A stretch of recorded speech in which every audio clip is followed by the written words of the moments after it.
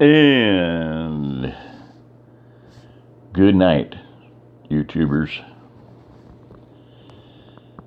Good night, good morning, good afternoon, good evening. Farewell. So long. Farewell. Auf Wiedersehen. Good night. Okay, I'm tired. A wee bit punchy. And been actually punched on a little bit that I don't need. Met with my daughter for lunch, and that was on 1 hour sleep. She is not married yet. My oldest daughter's married. I have 10 grandkids from her, and her little sister, for whatever reason, has been just, homebody. Been a true blessing. I mean, cooking and cleaning and just doing midwifery with the midwife there. But, and I suspected, I wish she had just told me, and I said, you should have just told me, So she texted me at 11 o'clock at night saying, do you want to get together for lunch? And I'm like, sure, obviously, And so, and I didn't want to pry, because I heard rumors that she had a boyfriend. So in the morning she texts me and says, I'm going to introduce you to Caleb, my boyfriend. And I'm like, yeah. Would have got me about 5 or more hours sleep, probably. 3, 2, at least one more than one. It would have doubled what I got. But anyway, so I met with them, and then there's about half an hour between the new farm and where all my stuff is and my family is. Half an hour in between. So I was, and I had a nice lunch, and I'm thinking, man, I gotta sleep. I've got to get some sleep. So it was a toss-up distance-wise, but hey, I had other things to do, shopping that I needed to do, groceries, and I needed to get to the bank. I needed to make a payment, on the van, Operation Ephraim's Rescue van. So, got a lot of expenses, not just the farm, but things that all go with it. And we wouldn't have the farm if it wasn't for the van, so that's part and parcel of the deal. And thank heavens, this wouldn't have happened had I tried to buy a van at a dealership. Would have been like 10 grand, and that would chew up a bunch of money. So anyway, point being that I went ahead and went out there, got a little bit of sleep. I'm not even going to try to, when you get stressed like this, you're like, okay, let me see, I slept 1 hour, and then I slept, and I don't remember. In fact, I almost need to pause this just to kind of, de-stress about it, but I'll try to go on. So I whatever I did last night, and I don't even remember. Okay, so let's just say I don't remember, but I got there. Oh, I'm going to just pause it, for crying out loud. All right. Yeah, I'm kind of glad I did take a break there. Phone 15%.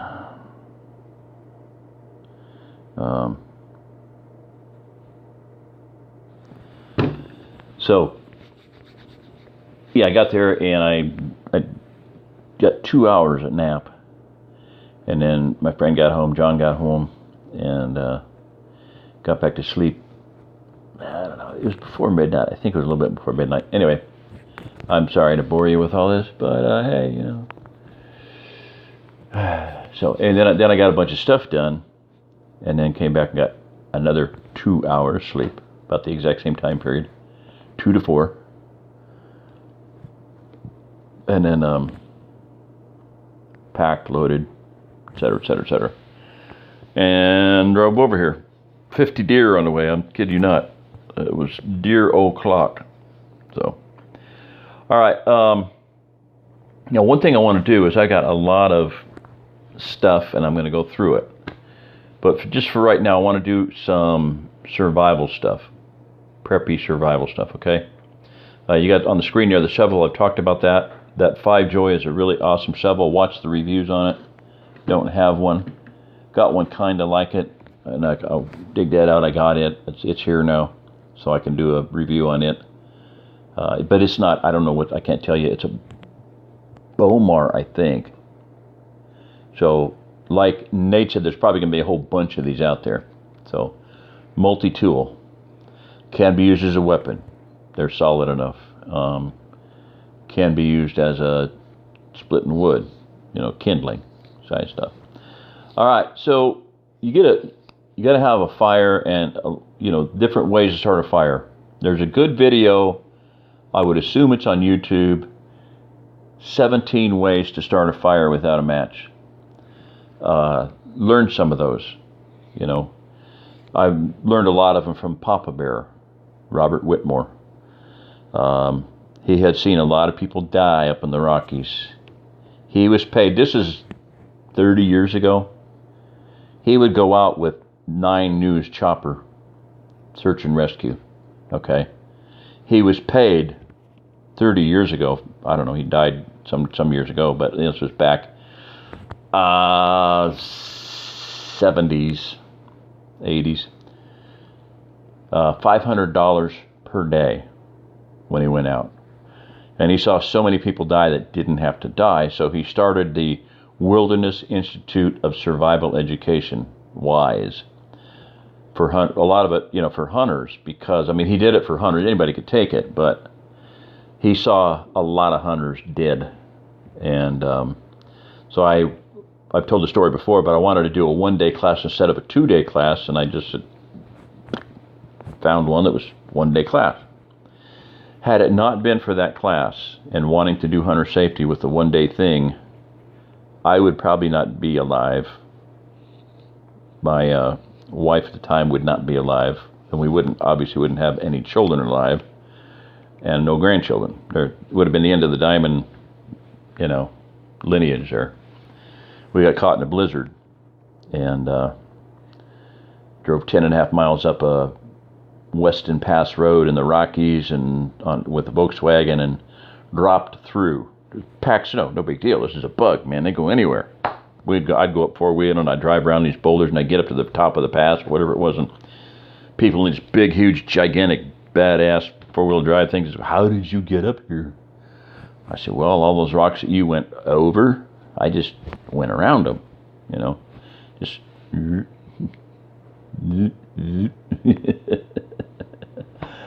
So anyway, it was fun to always do that. So anyway, had it not been for that, we would have died that night, probably. Had our two oldest children with us. She carried the younger, I carried the older one. And my oldest son, my firstborn son, as usual, slept through the survival experience. Slept through the whole thing. Hanging upside down a lot of the time. I'd push him back up. We had him on our neck. Only way we could carry him. She had him up there, and he would be hanging upside down, hands. Could just left him like that, but I'd push him up. He'd stay up for a few minutes, go back down, and he was fine. He was warm, roasty, toasty, fine the whole time. My daughter, Anna, was like, are we going to die? Are we lost? Couldn't get lost because we were walking down the same road we had driven up. There's nowhere else to go. But 6 hours later, we dug for 3 hours, walked for 6 hours in a blizzard. Anyway, had it not been for Papa Bear, I would not be here right now. So, thank you, Papa Bear, wherever the heck you are. Fire starter. You got fire starter with this thing here. And you can use the knife to make little, whatever they call them, feather sticks. You make about 50 little slivers, don't cut them off. And so you got this whole little mess of slivers. And then you can put your, magnesium in there. Boom, you got fire. 50 ways. There's at least 20 ways to start a fire without a match. 9-volt battery. Don't put it in your pocket with change because it'll burn your leg. Done it. Been there, done that. It'll get hot, and it will get so hot it will burn you. 9-volt battery and some steel wool, D-cell battery, whatever. 4-aught steel wool, 0, 0, 0, 0. Okay, 0, 0. That's double-aught, like double-aught buck. 0, 0, 0, 0. I'm tired. And you just connect that to electricity. You got fire. It lights up. Just stretch it out. You don't want to burn the whole thing. You just take a little bit of it. Okay. Another trick is calcium carbide. Getting a little bit harder to get these days, but it makes a flammable gas, acetylene, and it's very explosive. But the nice thing about that is it activates with water. Okay, so when it's rainy, snowy, whatever, inclement weather, the calcium carbide is great because it will make, like I said, make gas and just light it like a match, and the wetter it gets, the more gas you have, the more flames you have. So pretty cool. Of course, with a battery, you can make hydrogen HHO. So, well, does that get wet? No, you're making it out of water. That is one that I've never seen anybody do, and that would be an extremely viable option. The problem with HHO is it's kind of beyond flammable. It's HHO, H2O, so it's hydrogen, 2 atoms of hydrogen mixed with oxygen. So you got fuel and oxygen, and it's woohoo! I'll tell you stories about that sometime. You can kill yourself. You can fry things, blow things up, break windows. So I gotta play with that. It would be interesting if it could. The thing with the acetylene is it makes bubbles. So does hydrogen, oxygen. Make it with soap, a soapy solution. Anyway, it makes fire because it makes an explosion. So the thing is, can you slow it down enough? Is my question in my feeble little mind. So anyway, that's one thing you can do. So fire pistons, oh so cool. Fire pistons. If you know how a diesel truck works, compression, diesel fuel, you can sit there and light a match to diesel fuel and hold it there till you die. You can hold a torch to it; it won't light. It's got to be on something, or it's got to be under pressure. Any fuel, when it's compressed, gets more explosive. Well, diesel, you're compressing it with them cylinders once you get it going, and the compression is causing the ignition. Okay, so somebody came up with the bright idea of compressing a cylinder, with a piston, just bam, it's a slam fire thing. You go bam, and you have a little bit of char cloth in there, and it lights it. It'll light it every time, and so you light it up, and then you just, it's glowing. You take the thing out. You have a little pocket in there like that. You stuff some char cloth in there. Bam, fire. Okay. Now the funny thing about it is this is just. I'll tell the story the way I heard it, true or not, and it probably is. Okay. A guy named Rudolph, not Red Nose Reindeer, a guy named Rudolph, a German guy, Rudolph, was off in the Borneo or some back country, something. And he gets a cigar and he lights it up, cigarette, whatever, with a lighter, a Zippo lighter, rolls the wheel, and the natives are like, whoa, magic! We want one. He goes, well, what do you got to trade with? And they're like, well, how do you start fires? Do you start fires? And they pull out this little device, bamboo or something, and they go, boom, fire. And he's going like, whoa, dude, magic, And so they trade, Zippo lighter for a fire piston. Well, so this is a story. I'll just tell it because it's a cool story. Rudolf Diesel goes fuel, compression, explosion. Methinks I can build a engine out of this using this technology. So that's how the diesel was invented. Antique, backwoods, bush country type of technology. So, true or not, it's a cool story, and I'm sticking to it. Okay? So, lots of ways to start fires. Learn at least and have at least 5. Have a lighter, that's fine. Do not carry it in your pocket. That's Papa Bear hated Bic lighters because Boy Scout troop was out. This kid leaned over the fire. It fell in, and either him, I heard it was him, the thing exploded and killed the kid. So burned him, seared his lungs, whatever. Not cool. Not a good survival thing. So do not do anything stupid with a Bic lighter, butane lighter. Zippo, much more basic technology.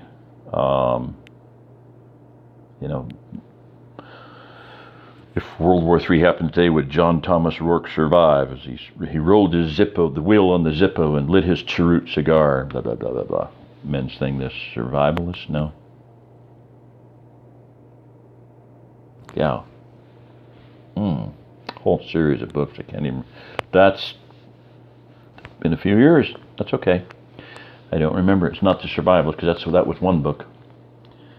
What the heck was John Thomas Rourke's thing? Da da da da da. He was in love with his wife, but also this woman, Natalia Anastasia Timirovna. I can remember that, John Thomas Rourke. But anyway, my oldest son, when he was going to be born, I knew it was going to be a boy. I knew it was going to be a boy. But if he had turned out to be a girl, his name was going to be Natalia Anastasia Timirovna. Major KGB. Anyway, the survivalist. No, that's not it. I don't know. All right. So survival stuff, multiple ways of starting a fire. Those are some of the ones that come to mind. Friction, not too hard to learn to do friction, but the rope thing, no. The bow and drill, not cool. There's a bunch of them, and a lot of them are real good. Look into that. So learn some of those. Learn how to start a fire. Always have Bill, my friend that lived in Alaska. Never, ever. He has a Swiss Army knife, and then a little side pouch there it's made for it. He has a ferrocerium rod. With that, you've got fire. You can find fuel anywhere virtually. If you know what you're looking for and how, inside a bark, tendrils, fire stick thing, like the feather thing, feather, whatever the heck they call them, cone thing. There's fuel, but that spark and you have fire. So deal with it. Make it so, number one. Now, once you get a fire going, a lot of times you want to just, get out some coals and you want to start the morning fire, or you want to get a fire going and you're having a little bit of trouble. Bellows is good. Now, a bellows, like you can get these ones that are like a little, you've seen them, pumping up sleeping bags and whatnot. Well, those are kind of bulky. Okay. So, World War II. Yeah, right, World War II. No. Civil War, they had to have their fires, stay alive and whatnot. And I've told this before, but 13%.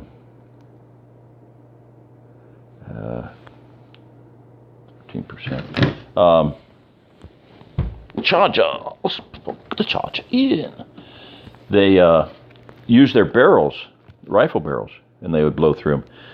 So a way to do that is really inexpensive is on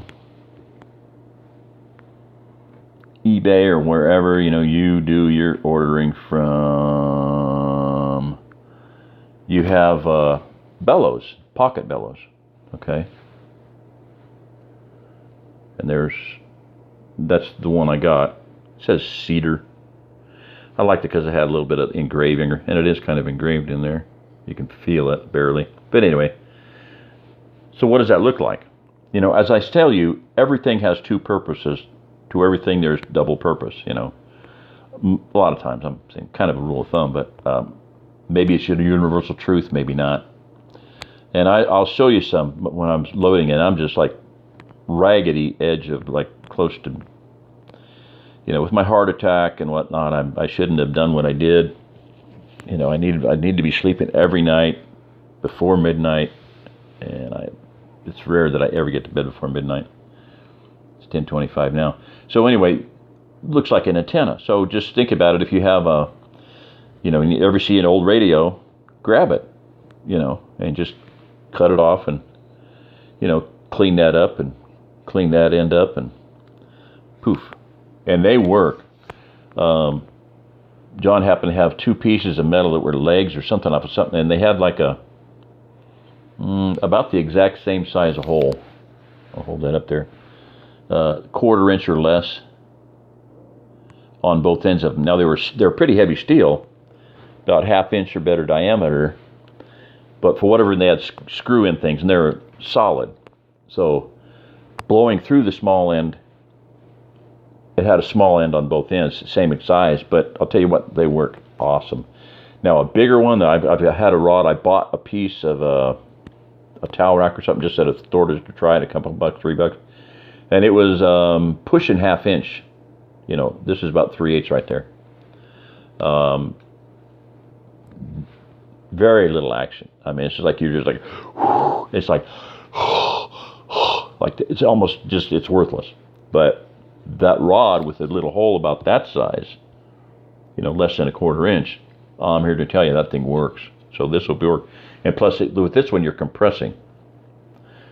Okay? And you want to, you don't want to suck in through that because it'll be sucking up bad things. Now, this one here came with a little, little velour pouch, boom, with drawstring. And a little presentation gifty looking case. So if anybody, yeah, those are cool. I mean, I'd send one to somebody if you want, or order one and have it sent to you. But here's the kicker is 6 of those was right at $20. 6 times 3.5. Yeah. If I remember, and I think I made a make offer, like right here it says make offer. Well, anytime I see make offer, I take them at their word and I make an offer if I feel like it, unless I'm in a hurry and I know what I want. So 6 of them, $20. So there's a bellows. So you saw I zipped it over there. So I'm thinking, I'm like, you got to cook food. To everything, there's double duty, right? You got to cook food anyway. So what does that look like? It's a telescoping hot dog weenie rod, Now, if you're in Lights Out, the family that was on foot, they're telling you, people on foot, by the time they got to the brother's place, they were like, the kids were like, we hate tree rats. We hate tree rats, because they'd eaten so many squirrel. That was the only thing they had to eat. So survival situation, I believe in eating clean. If it's a question between either dying or staying alive, if you're eating what the heck ever, Papa Bear carried his gun he carried was a big 45 long Colt Derringer. And it had 45 long Colt in one barrel and a 410, 45 and a 410 shotgun shell in the other. And he said, when there was a rattlesnake, it was dead and it was lunchtime, But, whatever you're cooking, whether it be hot dogs, hamburger, chicken, fish, this would be great for fish.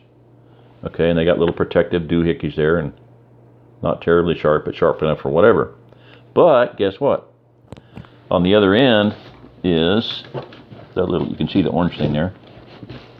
Oh, sorry. Bang, bang, bang. Getting ahead of yourself. It's got a little rounded handle, a nice little grippy handle. I mean, look at that.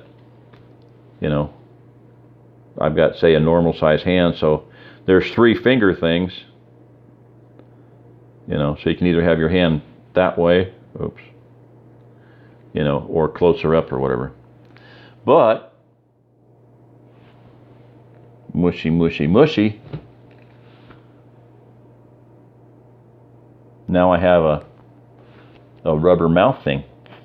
Okay. So the other end, all you got to do is just very carefully, you know, with either a Dremel or, you know, something really, a tubing cutter would be, that would be the thing to do it with, because that would crunch it down. Okay, so yeah, get like a tubing for cutting copper tube, water pipe, and just cut that. I would guess right about there, you know, 1/2 inch or whatever. So this one would be beveled down if you cut it with a tubing cutter or file it down, whatever, you know, taper it down to where you can pop it off. And then you got, and where this one is, where'd it go? What'd you do with it? This one is, I'm going to guess, 2 feet. Not that. Yeah. Let's call it 2 feet. Okay.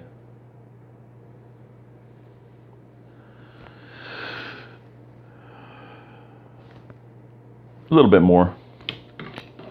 26, 28. But this one is, I can't click on the thingy, but 42 inches it says. Okay.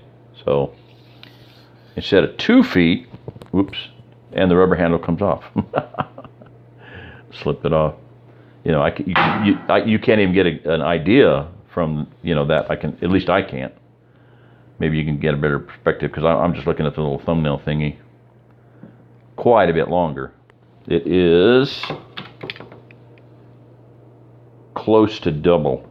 You know, so if the little one is 26, this one is 42, so it's almost double. So there you have a tool that is double duty. Cook chicken, cook fish, cook hot dogs. You know, you could lay something on there, fish, you know, kind of, or put something on there. You know, you could rig something, clothes hanger or something to go on there. So guess what? $20, less than $21, and you'll run across ones that make offer. Now, one thing, if you scroll to the bottom and there's other companies, it'll show like 5 more of these. Well, I open all of them because I was doing this on something else, urinal things, yeah, and I opened up the most expensive one, but at the bottom of that most expensive one was the cheapest one, and the one I got. So 6 of those for $20, 10 of these for $20. So not too shabby. And a little carry bag. So when you go on your barbecue. So these are pretty light. So if you issue, instead of having them all in a pack for a big party, that's 10 people that could have these and have a really awesome double tool. You know, as long as it didn't get bent. You know, you'd have to be careful and not bend the sucker. So, but you have a fire starting tool, and that's the other two thing about it is that would be a good point of, once you take that off, leave it off, and just put it alongside of it, and then that would shorten the profile. You know, in other words, it would only be that long. You know, about 8, 10, maybe let's call it 10 inches. You would have a 10-inch, very light piece, and then this one would be the same length. Strap them together, whatever, protect them, put them in your pack where they're not going to get bent. And this would be very hard to bend that, you know, the big part, but the little one would be susceptible to bending, so just keep it alongside the other one. Okay, so yeah, that was some ideas and good ones, you know. I mean, this is, I'm telling you, phenomenal little piece of equipment, and I would definitely get one. And again, cheap enough now that if you bought a, you know, get on a website and, you know, get them to sell them to you real cheap, you know, $2 a piece or whatever. But I would just skip them to things, because the you know, thing there, marshmallow roasters, is way more bang for the buck. You know, you got cooking and fire starter system there, and the handle's big enough that you could put probably a ferrocerium rod or something in there. So then you'd have, you're actually this could be a whole survival kit in itself. No, because they're all telescoped back up in there. No, that wouldn't work. So, anyway, that was an idea. I'm always thinking of stuff. So, there you go. I think that's about it, because I just want to cover fire stuff, so, and a little chat. And I'm really wiped out on my I just don't need this, and I'm pushing. Like I said, I'm really feeling like I'm wanting to get as much information out there to help y'all. And there's going to be, talk about when is this, people used to ask me, when is the shit going to hit the fan? Well, for the people in California, for the people up in New England right now, for the people up, that were in Florida, they got taken out by the hurricane. For the people in Houston, whole bunch of dead people. I'm telling you, they do not keep track of the true death toll. Because I had a file going during Katrina. The dead bodies on top of Targets and Walmarts and you name it, Kmart's and every big box store. There were about 200 bodies on every single one of them stores. Over how big of an area? And that was just the stores, not the people that, was trapped in a car or whatever, or on got eaten by alligators and pythons and anacondas and, boa constrictors and blah, blah, blah, blah, blah, blah, blah. Feral hogs, apes, The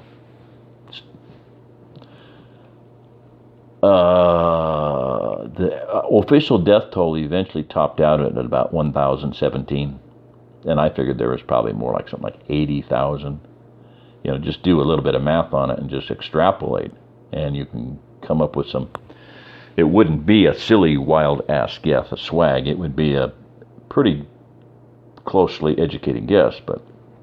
And then, of course, you heard stories about, the reefers for the dead bodies they would bring in at night. They would swap them out at night, so, nobody ever saw it. They were just loading bodies into them. Take them out at night under cover of darkness, put in another one, an empty one. They keep loading bodies into it. Where did the bodies go? Well, one of the rumors was, and I totally believe it is, because aliens, like people. Munchy munchies and crunchy crunchies. So, all right, this is Jerry Diamond. If you're listening to this, you are the remnant. Hallelujah. Hey, come on. Work. Bang. Come on. Hey, it's not working. There it goes.